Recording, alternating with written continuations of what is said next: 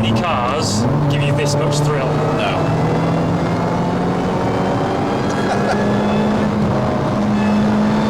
That sounds so good.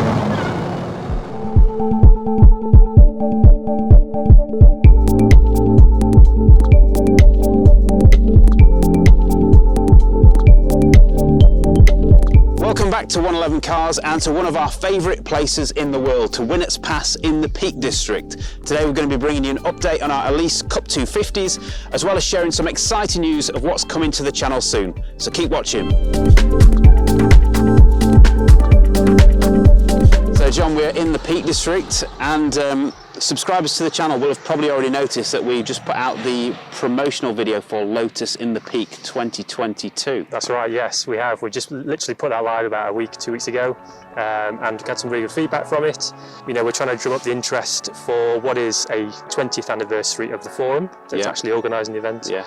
And it's the 10-year anniversary of the actual Lotus in the Peaks event. It'd be safe to say it's one of our kind of favourite events of the Lotus calendar, isn't it? It will, yes. I mean, they pretty much use all the routes that we drive on a regular basis. So, yeah, just some really, really good roads in the Peak District. Yeah, yeah. So if you're not already signed up, if you're not already coming along to Lotus in the Peak, definitely encourage you to join us. I think time is definitely running out. I know that one of the groups is full. Yes, it is, yeah. So, one route is full. The other's got a little bit of room left, but with now 250 cars that are going to be signed up to come to Chatsworth.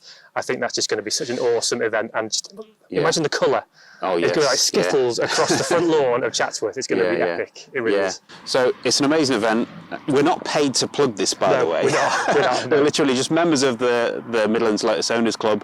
We absolutely love this event. It's brilliant. That's why we make the videos for it every year. Yeah. So come along, please join us. It's going to be fantastic, and we're going to be there filming some content for the channel. And then straight after Lotus in the Peak, we have another exciting announcement, don't we? Yeah, I'm trying to struggle to keep the grin off my face. But yes, as a kind of a sneak preview, we have just pretty much going through the motions of preparing our first big road trip. Yes, so not just any road trip. Not just any road trip. 111 Cars is going on the road in Europe. It's all happened quite last minute, hasn't it? Very quickly. But we've been offered an amazing opportunity to take a very, very special car on a 10-day road trip around Europe, filming as we go, vlogging as we go, meeting some amazing people, meeting some amazing cars. So if you are not already subscribed to the channel, I would please urge you to click that subscribe button, because you don't want to miss what's coming up. I think we're going to tease the car in our next video. I think so, yeah, we'll look to do that. Keep the details under wrap for now, but yes, it is a very unique, very special, one-of-a-kind car. So that's going to be an amazing adventure. I can't stop smiling. Yes. But for now, we're here in the Peak District, not in the Swiss Alps. No. And we're here to talk about these two cars. Yeah. Because it's been, what, I think, was it January we last kind of put a video out with these cars and talked about, I think, your car. I think we just picked up my car, hadn't we? So, yeah, let's give the viewers a bit of an update. How many miles have you done in yours? So I've had I think the previous video, I hadn't actually done my first service, it's my running service, so that's now been done. I'm now up to about 2,500. Might seem a lot to some people on a car like this, might be very little, but it's very hard to keep out of it. So as soon as the time allows, we're out in the car. And yeah, 2,500 miles, and she's running really, really well. Yeah. No creaks. No rattles, which you kind of synonymous with a lot of Lotus cars in the past. I mean, there is a noise it makes. Okay, wasn't going to mention that just yet, but I have a small little... a Lotus wouldn't be a Lotus without the odd little noise. We'll call it a squeak, like a bird squeak or something. Yeah. But I have a slight issue just around my rear diffuser and the heat shield, and I think there's just a little bit of a rubbing going on. So it just needs a little bit of a tweak somewhere. Yeah, he's playing it down. We went out for a drive and he was panicking because there's this squeaking noise. I think you thought it was a belt originally, didn't you, or something like that? Maybe. Yeah, my first instinct was a belt, but then I realised it did sound a bit like that. But then we got a trusty stick from the side of the road and gave the heat shield a bit of a poke, and it stopped squeaking, didn't it? It did. So, it did. Yeah. Thanks to Gav for that one. Yeah. So yeah, I guess that'll be sorted next time it's down at Central Lotus. It will, yes. Any other issues with the car? Is it all no issues with the car. When I'm down for Central, I need to pick up my soft top. So the soft top, which was delayed, you get a soft top and a hard top if you buy the hard top, that is. Touchy subject. But the soft top is now being delivered to Central Lotus, so I need to go and pick that up. So I'll sort out the heat shield at the same time. Yeah, cool. Okay. So the reason John says that's a touchy subject is because I didn't pay for a hard top, but ended up with one anyway. Yeah, let's not talk about that, please. Yeah. Controversial subject. Yeah. Basically, the factory had no soft tops because the place that manufactures them in India was shut down because of COVID. So my car came with a hard top. You've probably noticed it now doesn't have a roof on it at all. So I got my soft top, and I've been running the car for the last couple of months or so with the soft top on it. So I'll put the hard top back on in the winter, I think. Yeah. You had no issues with the hard top off? The only thing I've noticed is when you put the soft top on, the windows don't quite go up to fully seal the window. Okay, so there's a bit of adjustment needed. If you're washing it, you do get a little bit of water sneaking in. Yeah, okay. I think there's a little bit of adjustment required when you put the different roof on. Yeah. But no, I mean I love kind of driving these cars with the roof off. Are you ever going to take yours off? You've got the soft top. Are you ever going to put it on? I don't know. Well, I don't know. One for the comments maybe, but some people, maybe I'm in that camp, but I kind of prefer the lines with the hard top on, rather than when it's off. So I'm unsure at the moment. I think aesthetically, it definitely looks better. Looks a bit more Exige-like, S2 Exige-like. Yeah, it looks a bit more. And it just flows with the black that goes right over the top, I think. It does, yeah. It does look better, I agree. Yeah. But there is something about getting the roof off. There is. Although it means I have to clean the inside of the car as well as the outside. You've had no bird attacks yet. Not yet. That's good. Good. Fingers crossed. Yeah. Speaking of which, you could have washed your car before you came out, John. Yeah, all right, thanks. Yeah. So we did a run for, like a test run for Lotus in the Peak just a few days ago. I have not had a chance to wash it yet. So, but it looks a little bit... Is that why you bought a dark car? It looks a bit battle scarred now, but in a good way. Yeah. The car should be used, right? Absolutely. No garage screens It's here. there to be driven. Yeah. Absolutely. Yeah. Speaking of which, mine's done, I think, just over 4,000 miles, maybe about 4,200 miles. So that might be one of the highest at the moment. I know there's a couple around that mark as well. Maybe it's a bit higher, but... Yeah, there's a liquid yellow Cup 250 final edition that I think's done similar mileage to me. Yep. So yeah, it's getting driven and getting enjoyed. Absolutely love it. The you may, I don't know if you'll be able to see this on the camera or not, but the eagle-eyed amongst you will have noticed that the tyre tread is slightly different between our cars. That's what I was going to ask you. So you've had a little bit of a change, haven't you?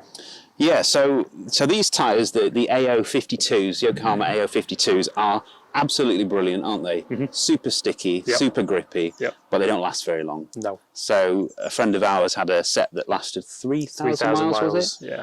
Yeah. Mine, I think, were about that, maybe 3.5, and still had a little bit of tread left, but I got a screw in one of my front tyres, kind of right on the shoulder where it couldn't really be repaired. And so I kind of ummed and ahed about getting another set of these, but they are quite pricey. Yes. I think they're about £200 a tyre. Right. And they don't last very long. No. So I kind of ummed and ahed for a while. Decided to go with the Yokohama V105s. Yeah, that's right. Which are fitted as standard to the Sport 240s. Yeah. So decided to go with a set of those because I figured, well, they must be a decent tyre if Lotus put them on the Sport 240. Yeah. And they're a bit cheaper and will last a lot longer. Yeah. Unfortunately, when I got my set of AO52s back home and went to remove the screw from the tyre, found out that actually it was only a screw head, about 3 millimetres deep. So actually they're a perfectly good set of tyres, so I think I'll probably put them back on for the summer. Yeah. But I thought I'll stick with these for a few weeks, see how they run in, compare the two. Yeah. And there is a definite difference. Yeah. I think I commented on the first video we did with this car was that the big thing I'd noticed was with these tyres was the front end grip. Yes. So the wider front wheels and the stickier tyres, amazing front end grips, isn't it? Through twisty corners, it just sticks, doesn't it? It does, yeah. No understeer at all. With this, you definitely feel like it's washing out a little bit more with the 105s. Okay, so the confidence to maybe kind of get to 9/10 and then you start to feel a little bit of... Yeah, there's definitely a difference. The rear is obviously a little bit more playful, which I kind of don't really mind. It's quite fun. Yeah. But when the front starts to wash out, like on the practice run for Lotus in the Peak on Sunday, we were going through some kind of sections of quite twisty road, weren't we? Yeah. And I noticed that you were just kind of sticking to the road And Gav, who's behind you, I think, what has he got fitted on his car? So he's just put our 888Rs on. 888Rs. He was stuck to the road, and I'm like drifting out to the middle of the road. So yeah. Okay. I think I'll put the 52s back on for the rest of the summer. Use them but up. then I've got these obviously for the autumn Yes, and winter. I think I'm going to do something similar whereby I may get a second set of wheels, and I think I'll run summer and winter and do it like that. Yeah. So if you have a Sport 240 or 220 and you're running these, and you're thinking about changing tyres, I would definitely say there is a benefit to be gained by putting something a little bit stickier on it. There's definitely a noticeable difference. Yeah, there is. Yeah. The other kind of reasonably big change is I've done a slight modification. Of course, yeah, you've modified it underneath already. Well, I'm not a big modifier, however, because manufacturers spend an awful lot of money getting cars how they are. I'm not going to make them much better. Yeah. Little old me. However, I've done one little tweak. And that is I have replaced my air filter. Yes. So I have put a RRR racing air filter on. And the reason behind that is solely, well, obviously it gives a little bit better breathing. It's not the TRD kind of box filter. This is more of a traditional cone filter. But the benefit of it is I now can hear inside the cabin the supercharger. Yeah. So normally you can't hear them on the S3 models. They're very muted sound in the cabin, isn't it? The old previous S2 models were very loud, very visceral feedbacks, very kind of in your face, and in some ways that's really good. But there's nothing in the S3s, so I've kind of helped it a little bit to kind of come back in the cabin. Right. So I think in a moment we should probably get out in this car and have a little listen to what that sounds like. Yeah. But I know you said before you were happy with the exhaust sound. It was just accentuating the supercharger. Yes. It's not. There's no other sounds have been altered. It's not exhaust. I'm still happy with. It's not. I'm not looking to change that. But just that whole supercharger whine as you're going up through the gears, it just adds another dimension and just kind of makes the grin even bigger. Yeah. Right, brilliant. Okay, well, I think we should get out in your car and have a listen to this supercharger whine. What do you reckon? Let's do it. So we're just travelling up through Winnats Pass. This isn't exactly a driver's road, is it? So we can't... No, it looks really scenic. Yeah. And it's lovely to come actually if you want to go for a walk. But yeah, it's not a driver's road, but it is epic. But yeah, not a road that you can get any speed up on.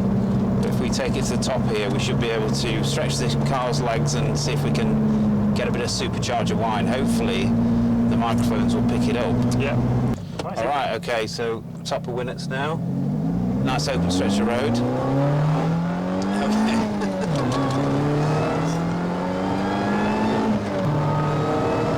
Oh, that sounds amazing. That's so good. So it's the RRR Engineering. Yeah, so it's a company in Leicestershire who I believe actually do Elise Cup racing in the Elise series. And so they developed a tuning package for the Elise specifically. I think mostly the S3, but they may well do others as well. And how much was that modification? So the air filter retails for about 300, but that's then you need to actually fit that yourself as well. But fitting's very straightforward. And what is that I hear, John? Heat shield rattle? No, I can't hear anything at all. Yeah, no, jumping from my car into this, it is a big difference. So I think that's definitely something I need to invest some money in. Yeah, if only I hadn't just had to buy a set of tyres I didn't need.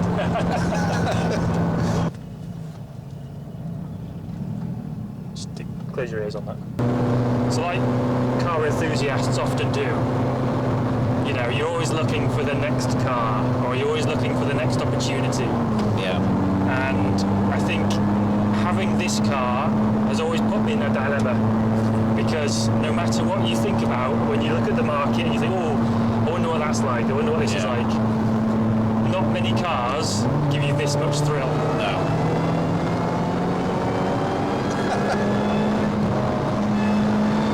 That sounds so good.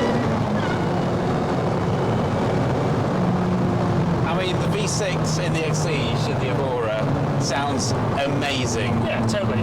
But that whine, I mean, you wouldn't be able to hear that in a V6, would you? No, the exhaust is so loud. Yeah, that whine is addictive. Right, so we're coming back down Winnats now. Time for me to jump back in my car, I think, and have a blast back home. Yeah. Thanks for watching this video. once again, make sure you subscribe because we have got, cattle grid, we have got some very, very exciting plans coming up, like we've mentioned at the beginning of the video. European road trip in a very special car coming up after Lotus in the Peak. So we'll put out a video in another couple of weeks revealing more about that trip, the car that we're going to be taking. So yeah, hit subscribe, and if you haven't already signed up to Lotus in the Peak, come along and say hello, come grab us, say hi, and yeah, thanks again for watching. We'll see you soon.